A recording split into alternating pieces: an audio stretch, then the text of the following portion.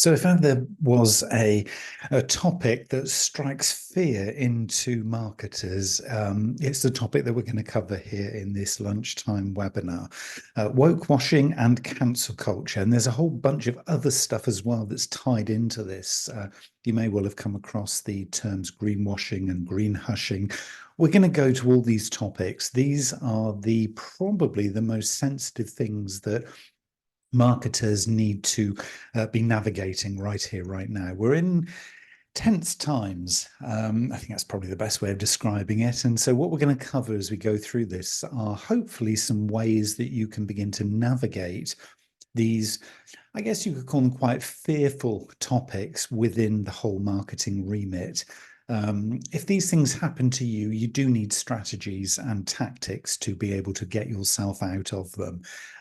If they are coming into the conversations that you have within your marketing teams or within your businesses, then this is going to be something that is hopefully going to build your confidence that it isn't something to shy away from, but it is something you need to be absolutely clear about and to have a position and a confidence, I guess, kind of going forward that you're doing the right thing in the right places. Now, from a kind of marketing textbook perspective, what we're talking about here is a socio-cultural landscape.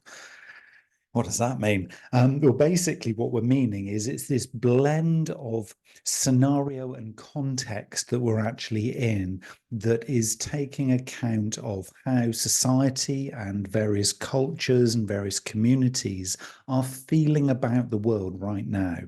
Okay, so this is kind of the harsh reality. We're not talking here from a theoretical perspective of, oh, well, here we've got some lovely products and services. We have this lovely shiny marketplace that we can go and everybody's happy. That clearly, as we all know, is not the reality. So what we're having here to do is to sort of, basically dance in a way that is kind of treading very carefully in this socio-cultural landscape. And we're going to go to all the various places where you might see some of these challenges coming through. And the first place that we're going to start here is with this word woke. Okay, so this is defined as having or marked by an active awareness of systemic injustices and prejudices, especially those involving the treatment of ethnic, racial, or gender minorities. Okay, so there are members of our communities who are feeling very sensitive over either how they're being treated and or how they're being perceived. So as marketers, our role is to really respect and understand, and it is really relatively simple. This is not rocket science.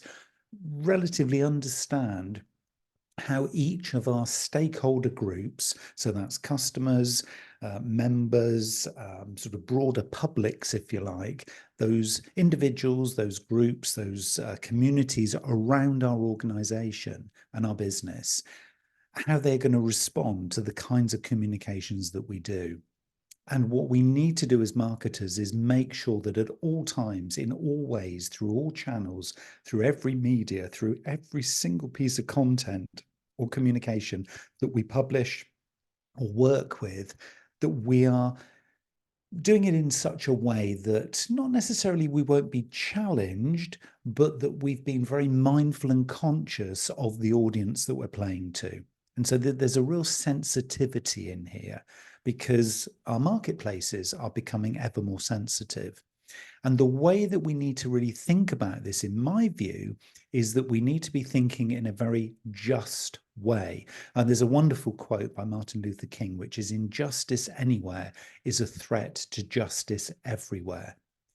And what we mean by this is that from a marketing perspective, is as long as we are being authentic, transparent, honest and true, working to the values that we hold dear to us, that are really at the core of who we are, then we should and we can be communicating in that same kind of way, openly and honestly, without upsetting those sensitivities that some of our stakeholders may well be both experiencing or perceiving in their worlds.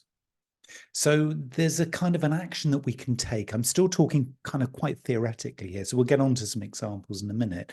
But the actionable step that you can take as a marketer is to really wake up to these sensitivities. That's really what we're talking about here. So waking up by conducting some analyses. So a macro one, what is the big picture? What is going on in the wider world?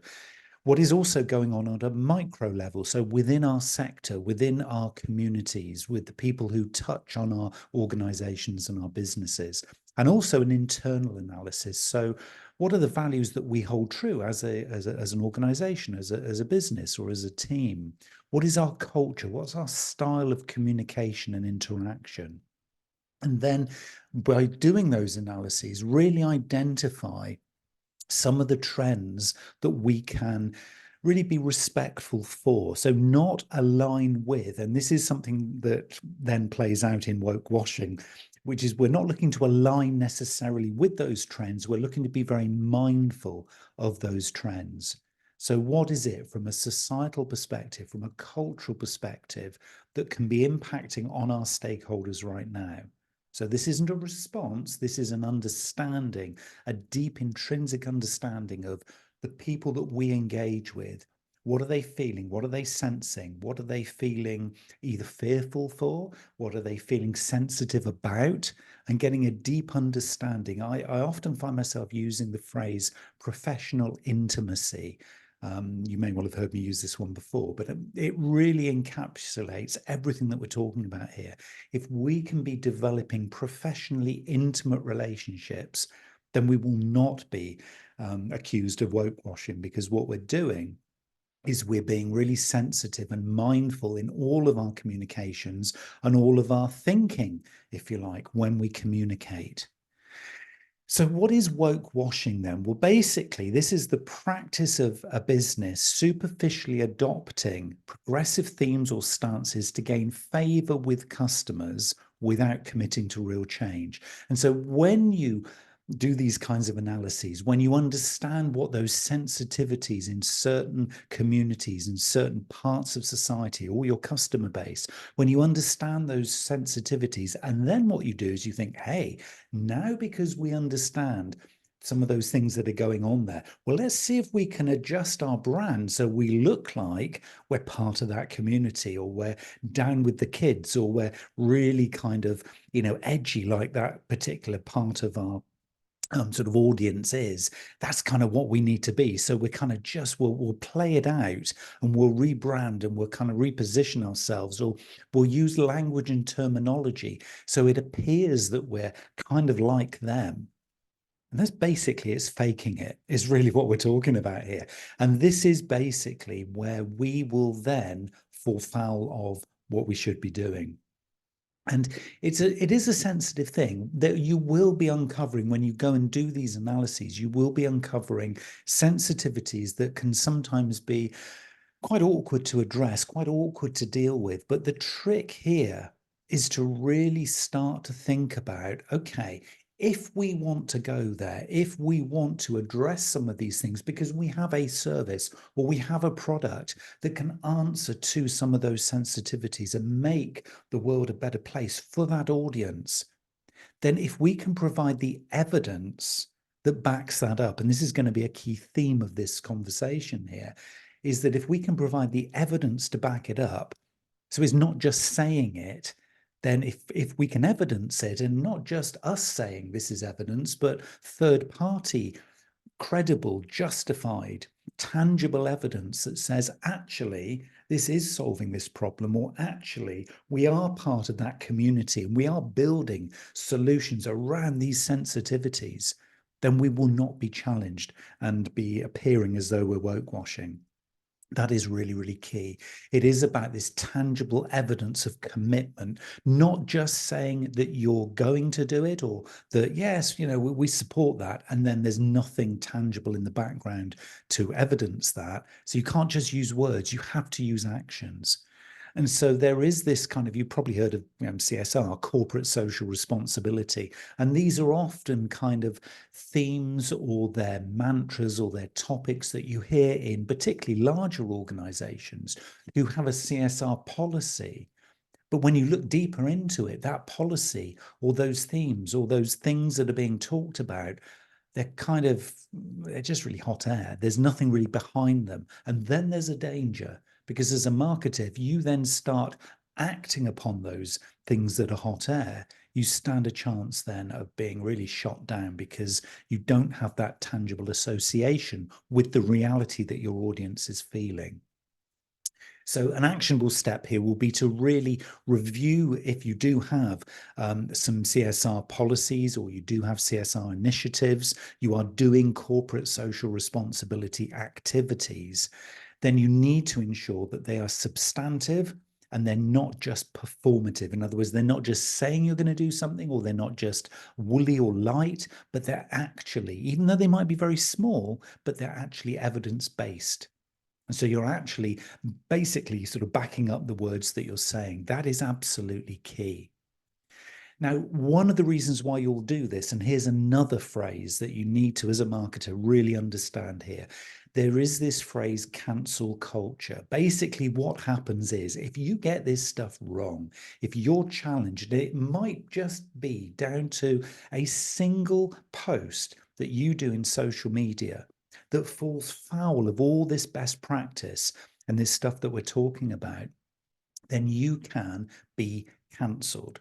Cancelling is a form of boycotting, if you like, where a person or company is thrust out of social or professional circles online or in social media or in the real world for perceived or actual missteps. So you don't actually have to get it wrong, but if you're being perceived as getting it wrong, then you can be cancelled. You hear this kind of in different forms and in different ways. I mean, being aired in social media, being ignored, being boycotted, being kind of, just sort of dropped out of, groups that you might have been on, or just not being taken seriously where you were in a position of authority before. This is a form of cancel, okay? And you are being cancelled. So it can be complete, it can be absolute, but it can also be really quite subtle. So you need, as a marketer here now, with these sensitivities that we're talking about, to be always in the game, always with your finger on the pulse, always looking for the sentiment in the reactions that you're seeing with the communications that you put out there. So if you get feedback, positive, neutral, negative, just being aware of the trend of that feedback, because cancel culture you could define as being a form of self-policed social accountability. And there's some things to think about there. Self-policed social accountability. In other words, you're not actually necessarily doing something really, really bad or wrong. You might just be misguided. You might just be doing it because you haven't paid attention to something, or you might just be inadvertently being inappropriate in your communication. But that really doesn't matter. Cancelling can come in a direct form, so you are actually told that you have been ignored, or it can come very subtly over time, where there's this kind of drip feed of withdrawal of your presence or your brand positioning or the way your brand is perceived over time. So an actionable step, well, I would say even before creating a crisis management plan, or any, big ticket social media backlash you might get because you put something out and you were cancelled, and it's really happening and you can see it because it's there, it's hit you between the eyes and you know it.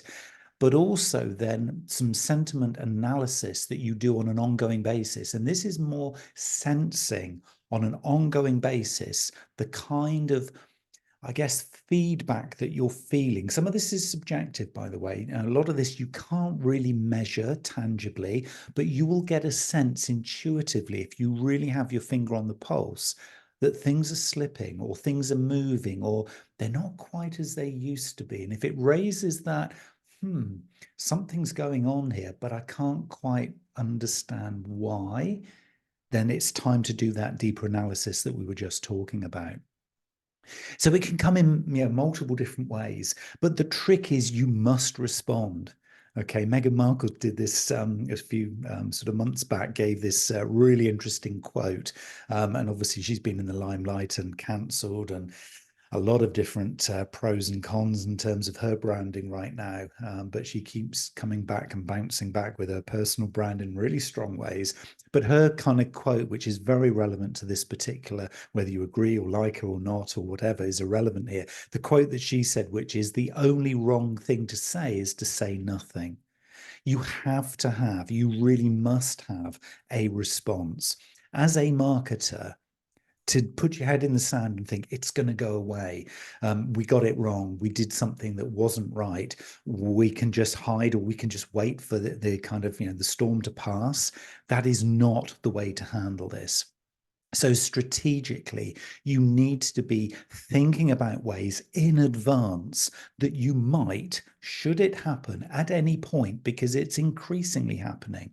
I don't want to put fear into your mind here, but it is increasingly happening in all industries, both subtly, but also significantly. You need to have ways to effectively manage and respond.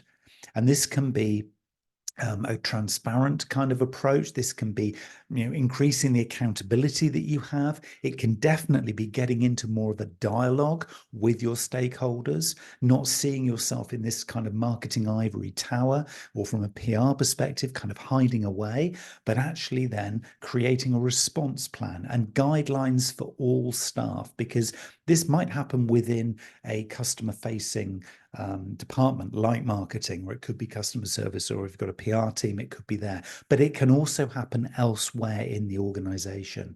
This can happen from a sales team perspective. It can happen within senior management. So having a response plan for, if this happens significantly or subtly, we have a way of responding. That is the key here. And then detailed steps for addressing it and actually combating any sort of particular issues that you might face. That is what is going to be really, really important here. That is going to be absolutely key.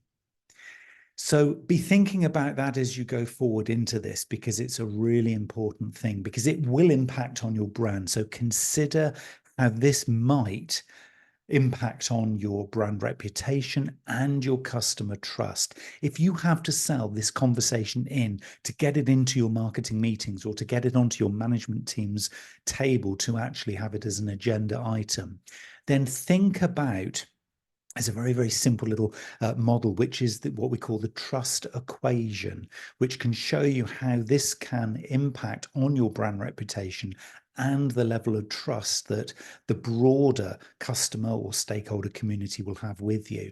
The trust equation is really quite simple here. It's your credibility plus your reliability plus the intimacy that we were talking about, divided by your self-orientation. That's an interesting one. So it's basically saying it's everything the world perceives of you in terms of your brand, divided by what's in it for you. That's trust. Because if your organization is prioritizing what's in it for them over the way that the market perceives you, then you've got the balance wrong. The equation of trust will be heavily weighted in your favor if you can ensure that all of your marketing communications focus on building credibility, evidencing your reliability. Remember that word evidence again. Creating professionally intimate relationships with all stakeholders, and putting those things, that combination of those things, over your self-interest. That is the way to build a trustworthy brand. So that's a lovely, simple equation to start to tell the story. And so you can then, using that equation, start to audit your brand's recent campaigns for evidence of where you have been authentic, where you've been reliable, where you've demonstrated this level of intimacy. And if you've aligned those with the social values, i.e. the things that your stakeholders and your marketplaces and the broader macro environment are valuing or feeling sensitive about right now, but you're providing solutions to those social challenges, then this is going to be a great way of positioning your brand. And of course, competitively, this is a great commercial opportunity. So not only for your organization is it the right thing to do, but it can also be a very profitable thing to do. And often people think, well, this is kind of, I shouldn't really be talking about profit in this same sort of language, but it is. To build a sustainable business, a sustainable organization, this is part of the mix. Sustainability comes from being socially relevant, being reliable, being trustworthy, having a brand that is the go-to brand in a sector. That is sustainability. Yes, having a great eco and carbon footprint that is really going to, move you forward and move the planet forward is also really important, but it's part of the equation. So the more you can be thinking of marketing in this way, the better. And this is really about authenticity. I've used this word kind of transparency and being honest and true, but it's about being authentic and authentically engaging with these kinds of social issues and challenges. You can have as part of your marketing plan, as part of your marketing strategy, genuine connections with social causes that maybe align with your brand's core values, mission, and purpose. This is the way to position your brand appropriately. So you're not going to be challenged. If your brand stands for a certain level of authenticity, or there's a certain kind of mission or cause that you have, and it's part and parcel of how you position yourself. If you then go and align with a social issue or a challenge that's completely at odds with it, or there's an irrelevance between the connection, then the world is going to look at you and say, hold on a minute. Are you just doing that because you can make a few more sales? Or are you doing that because you're trying to get in with that audience? And then they'll smell a rat. So authenticity is the alignment of, as Lance Secretan says, is the alignment of head, mouth, heart, and feet, thinking, saying, feeling, and doing the same thing consistently. This is what it's all about. So an actionable step here would be, okay, if we want to get this thing right, we need to check that if we're aligning ourselves, our business, our brands, and our causes with things that are relevant, then we must be aligning with social causes that are kind of inherent within our brand's values. And we need to then plan a long-term engagement strategy with those causes. So if we are all about reducing plastic in our actual social and environmental sort of initiatives that we're doing here, if we're trying to reduce carbon footprint and reduce plastic within our business, then to do something that is a social cause that may be about, supporting, the reduction of plastic in the oceans, there's a direct correlation between those two things.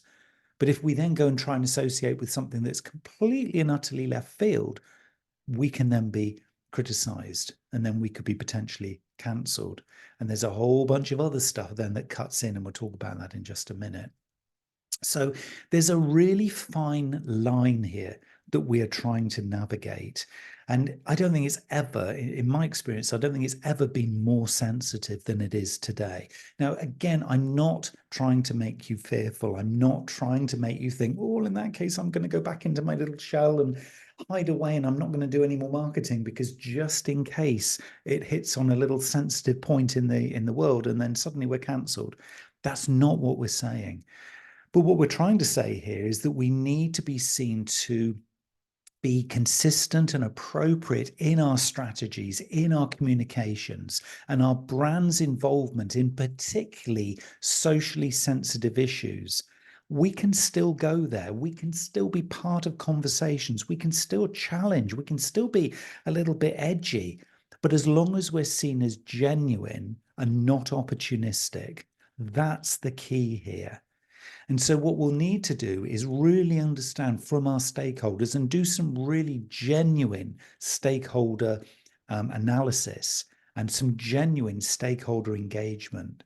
So we could, as an actionable step, develop and publish maybe a transparency report on our brand's social initiatives and their impact. So we can actually say, okay, we're not just going to tell you we're going to do this stuff. We're actually going to evidence where we're making progress. And by the way, guys, we're not perfect. Our brand is it's on a journey. It's having some ups and downs in our journey, but we're doing this with good intent. Please come with us, collaborate, and be with us on this journey. There is no way in the world, and I'll bet a lot of money on this one. I'm not a betting man, but if I was, I'd bet a lot of money that will be well received. The challenges that we get are when we try to do this in isolation, or we try and do it where we're covering stuff up, or we're not actually being as open and honest as we could be.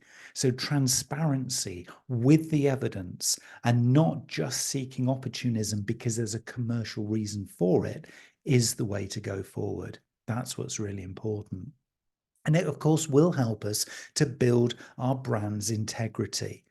And this is all about building in the long term and maintaining the integrity of everything that we do, both in terms of our messaging, but also of our actions. Comes back again to this point about we need to be behaving in this way as well as talking in this way. There's a model you can use if you want to kind of get deep into this, because again, the next question will be, well, okay, prove it. You're saying you're good. You've done this nice report that says, oh, I'm ever so transparent and we're on this journey and look how good we are and we're doing our best, so don't knock us down. We're doing as best we can.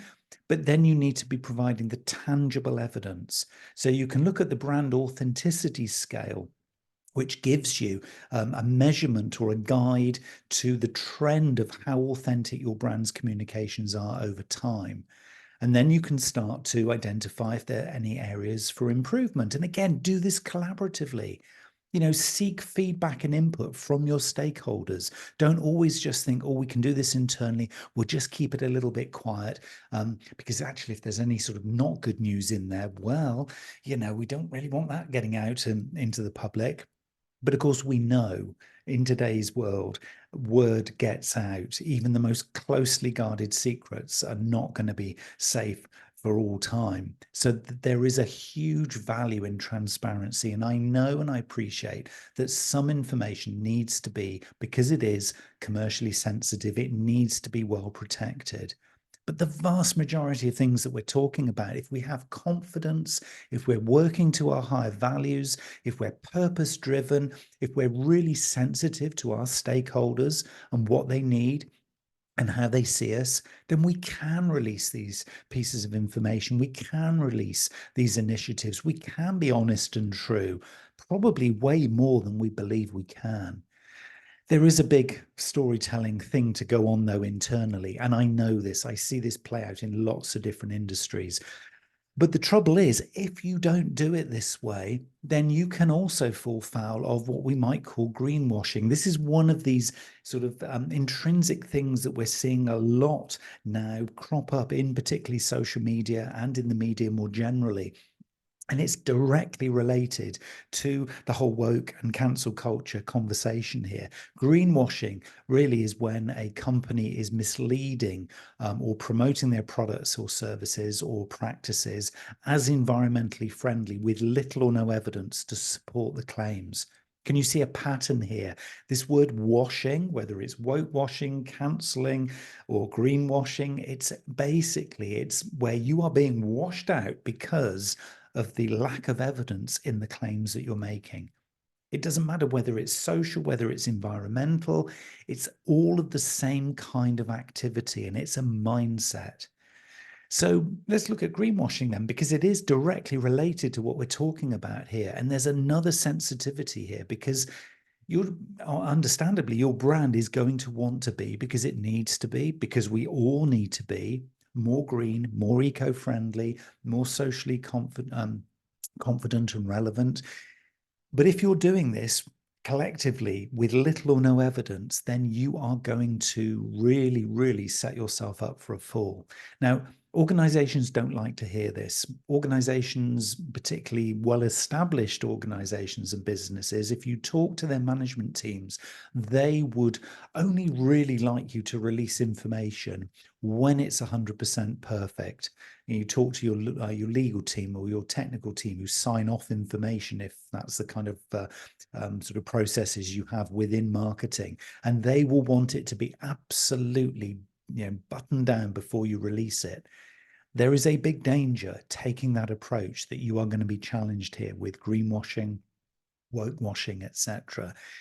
So the So the biggest tip I can really give you as an actionable step to sort of almost avoid and start to really consider greenwashing is that you educate your team on what is relevant here. So environmental certifications, carbon literacy, the standards within your particular sector to ensure that when you do make claims, they are verifiable. So you're actually playing every claim that you make back to something that comes from third parties that are reliable sources. And again, it's a similar kind of approach. We're looking at a very sort of, typical thing that I'm talking about here that is very much, it's the same thing. It's just a different flavor of the same thing. And of course, within greenwashing, we can undermine our consumer or customers' trust. We can, devalue any genuinely sustainable efforts or sustainability efforts that we're trying. And of course, it can lead to public backlash or even legal consequences in a worst case. And of course, all these things can too. So much as we were doing this with, trying to preempt any kind of cancelling that might be going on or any woke washing, what we're looking to do within greenwashing is to make sure that all claims are accurate and can be substantiated. Again, this impact can be high, but we can mitigate that impact by always preempting what might happen. And as with the other things that we've been talking about, we need to be building in a real kind of conscientious approach in our marketing communications. We need, as marketers, to be looking out for vague terms. We need to always make sure that we've got proof of everything we're trying to say or claim. If we make a statement, we need to be able to stand up and say, okay, here's the proof behind it. We need to avoid irrelevant claims, saying something that really actually is a bit of hot air, doesn't really mean anything. A lot of old style, old school marketing. You'll see lots of examples of that, and advertising of old, fell into that trap. We cannot afford to do that anymore. Misleading visuals that suggest that a product's more eco-friendly than it is, or social initiatives that are more impactful than they are. So just putting, your product in on a green background, for example, to imply that it's just that little more green than the competition. Those little sensitivities we have to be completely awake to with everything that we put out there. Not so we can live fearfully that, oh, I can't even do things in color now, Neil, because Neil said, we've got to keep everything monochrome and stuff. That's not what I'm saying. But what I'm saying is if we can critically evaluate, and not just us, but all of the people, our agencies, our teams, everybody who's involved with our marketing communications, so they critically evaluate every claim that we make. And we need to demand transparency from right across the business and our supply chain if we're going to get this right, because this stuff can crop up as an issue anywhere in the supply or value chain that we're looking at. But if we adopt clear, transparent, and substantiated communication, everything double or triple checked, and we can just build good habits. It doesn't mean this is going to slow down our communication or that we're going to be, spending so much time on process and actually not getting good content out there. That's not what I'm saying. What I'm saying is we just need to be mindful and conscientious in the way that we talk, the kinds of information that we're saying, always being awake as a marketer and not just thinking, oh, I can do it in this way again, just because we've always done it like that. We know the market and society is getting ever more sensitive to this stuff. And we could say probably because this is self-policing and adjusting our branding, then actually probably, if you look at it, it is a good thing. And if we treat it as a good thing, then there's stuff to be learned, stuff to be embraced here. So we shouldn't run away from this stuff. It is really important. And talking about running away, there's another term that you might be aware of, which kind of ties into all of these things. And this is the term green hushing. Okay, so not green washing, where you consciously make a claim that you can't back up, but green hushing, where you actually say nothing. So this occurs when companies choose not to disclose or they underreport their positive environmental actions, often because they're being fearful of criticism or accusations of greenwashing. So in other words, actually, if I don't say anything, that'll be okay. Well, actually, it's not. Because if you're doing stuff and you're not talking about it, that is almost as bad as not doing the stuff in the first place, according to your stakeholders. So this again comes back to really listening, really observing and perceiving from your stakeholders' perspective how you're coming across. So doing and conducting a stakeholder analysis would be my recommended action step here. Understand the expectations your stakeholders have around your disclosure, environmental actions and projects and initiatives, as well as the social ones that we were talking about earlier, and begin sharing positive environmental actions more openly. So maybe you have a timeline. You can show people where your projects and your initiatives are on the timeline. Maybe you just do this as a regular report, quarterly, annually, whenever it is appropriate to you. But to not say stuff is, as I say, almost as bad as doing stuff and then just reporting a little bit. So, one of the big tips here is that, you can sort of look into a lot of big examples where green hushing has been really sort of impactful in lots of different sectors. And I would suggest really evaluating your whole company's communication strategy to ensure that it reflects your environmental and social achievements accurately and transparently. Lack of sustainability reporting may also indicate green hushing. This is the thing. You will be doing stuff. I know you'll be doing stuff in and around your organization. And now, even as a marketer, you can be challenged with green hushing, even if you're not aware of what's going on in the business. So it's no longer an excuse to say, well, they didn't tell us. It's your responsibility as a marketer to lift up those stones and look underneath them and see what's going on, to ask around in your organization, what kind of initiatives are happening here? And if they're not being driven by marketing, who owns them? So it's about becoming really conscious and aware of all those initiatives, because ultimately it's going to come back as a problem towards you, even though there's good stuff happening elsewhere in the business. But ultimately, we're talking communications here. So it will happen if you don't get this right or if you choose to ignore it. So embracing transparency in your environmental as well as your social and cultural efforts is really key. So engaging in honest dialogue with all stakeholders internally and externally about the challenges and successes and reporting progress regularly is really important. So how can you do that? Because I keep talking about reporting stuff back. Well, I mean, a good thing would be maybe to have a dedicated section on your website for all of your kind of efforts in sustainability, environmental stuff, carbon reduction, as well as all the social stuff we were talking about. Include the challenges, include progress, include your goals. And this in itself will foster a new habit of transparency and, importantly, dialogue, because you'll get feedback. Rest assured, you will get feedback, but feedback is good because you can learn from it. And of course, because you're getting that feedback, your audience, your stakeholders feel part of it. They feel like this is collaboration. So the chances of getting cancelled, the chances of getting caught out are significantly reduced. So these are ways that you can align your brand with this ethos, if you like, and then you can stay very relevant as you go forward. Now, of course, a lot of this is going to play out in, well, let's call it sort of generically social media. So all of the different media that you rely on in terms of social channels for communication. And of course, you can then, once you've got your specific area of where you're going to document this and you're going to share this collaboratively, you can then discuss how social media is going to impact on amplifying all of these opportunities. So the social issues, these things that we're trying to get away from, whitewashing, cancel culture, greenwashing and green hushing. You can start to discuss internally about where these things potentially could play out in social networking.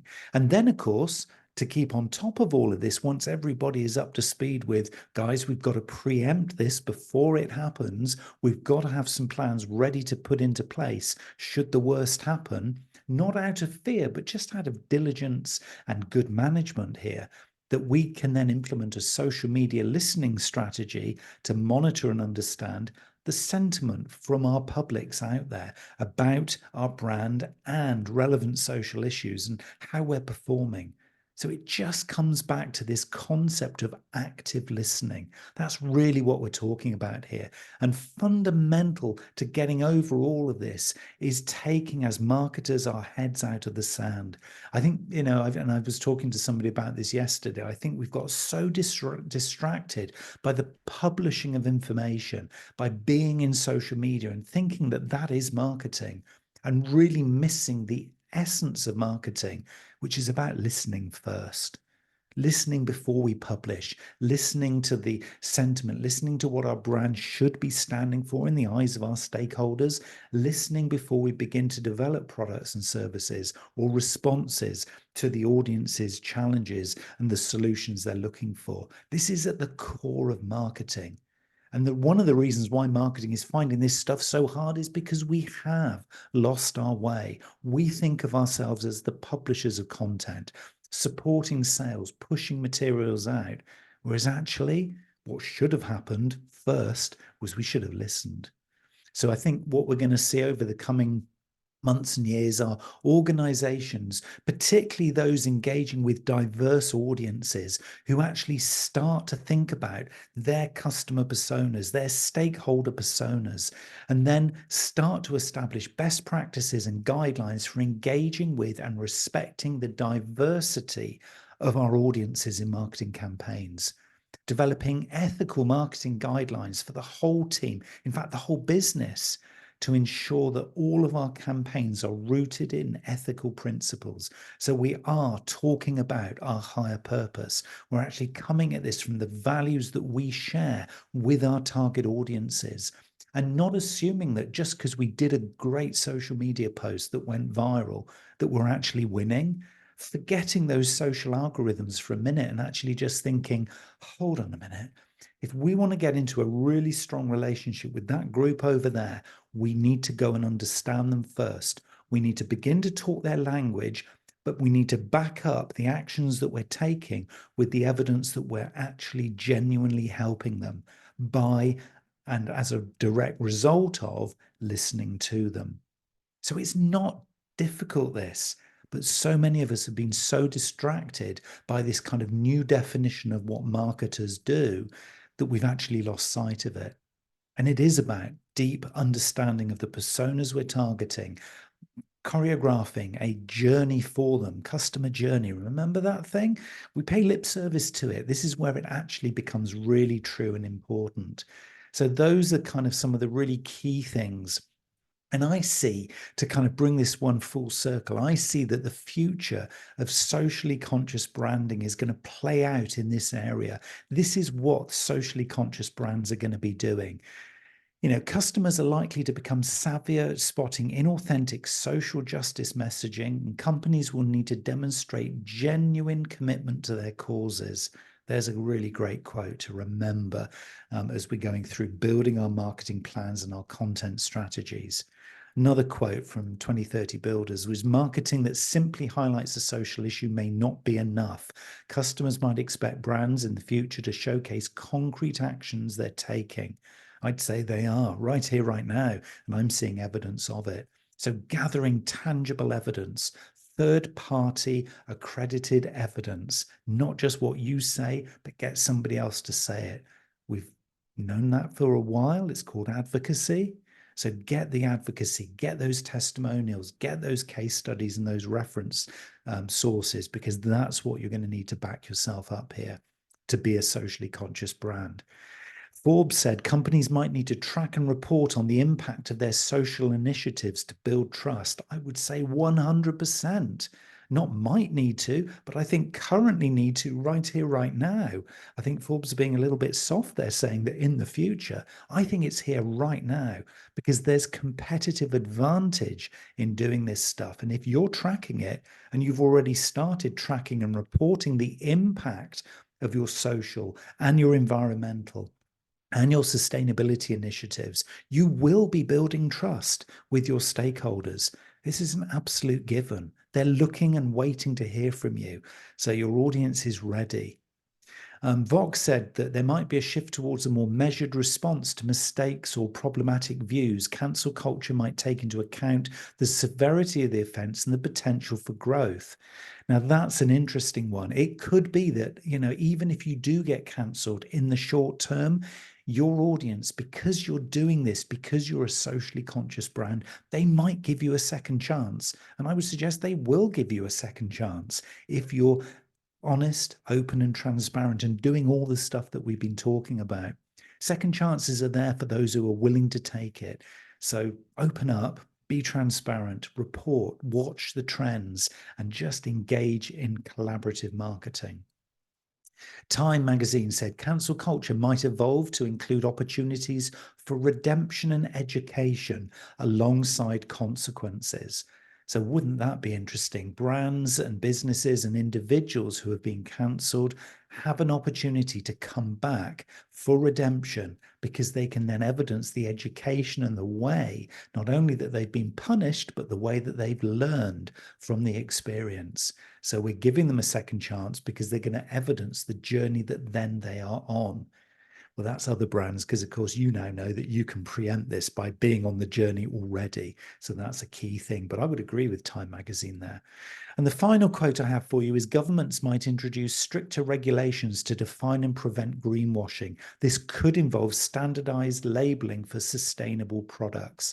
So even if you don't create a product, you're in a service-based business, I would say you are going to see in the coming months, it's not years, it's the coming months, you're going to see new regulation, new legislation coming in that is going to help to define and prevent some of these things that we're talking about here. But here's a question for you. It's a rhetorical question, but do think about this. Does this give your brand, your business, an opportunity to help shape those regulations and that legislation by talking to your sector or your industry body or association to help co-create some of the regulations that could be coming through? Because if you're on this journey, you've already thought about it, you've already woken up as a marketer and as a business, you're in a prime seat here to drive this going forward. So not only do I see this as kind of removing the fear of getting it wrong, I think this is really the future of marketing, socially conscious branding that is sustainable, that has got a great environmental footprint, but is on a constant and consistent journey to better itself every single day. And remember that the key thing here, over and above everything that you're going to actually deliver, is to start with listening, really active listening. And if there's one thing I'd like you to take away from this session here today, it is that you need to be awake as a marketer every single moment of every single day.